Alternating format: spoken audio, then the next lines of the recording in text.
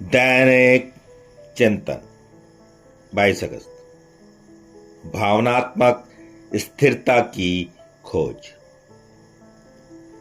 जब हमारा और अधिक विकास हुआ तो हमें पता चला कि सबसे बेहतर भावनात्मक स्थिरता का स्रोत स्वयं ईश्वर है। हमें यह भी पता चला कि उसके परिपूर्ण न्याय, क्षमा और प्रेम पर निर्भर करना स्वस्थता है, जो तब काम आता है जब कोई और तरीका काम नहीं आता।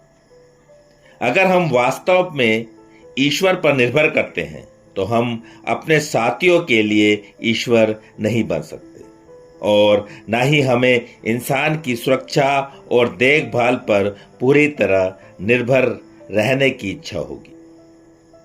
12 स्टेप एंड 12th एडिशन, पृष्ठ 116। जीवन भर मैं अपनी भावनात्मक आवश्यकताओं के लिए और सुरक्षा के लिए लोगों पर निर्भर रहता था, लेकिन आज के दिन मैं उस तरह से जी नहीं सकता। ईश्वर की कृपा से मैंने लोगों पर, स्थानों पर और चीजों पर अपनी शक्तिहीनता को कबूल किया है।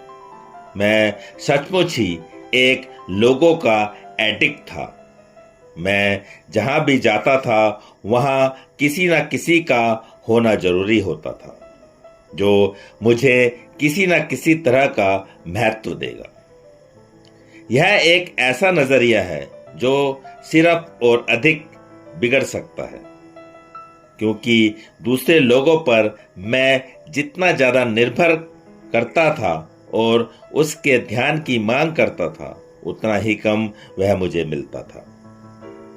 मैंने यह विश्वास करना छोड़ दिया कि मेरे खालीपन के एहसास को कोई इंसानी ताकत राहत दे सकेगी। भले ही मैं एक कमजोर इंसान हूं, जिसको यह विशेष सिद्धांत को अपने व्यक्तित्व से ज्यादा महत्व देने के लिए एक एक कदमों पर काम करना जरूरी है। फिर भी एक प्रेमपूर्ण ईश्वर ही मुझे आंतरिक शांति और भावनात्मक स्थिरता दे सकता है।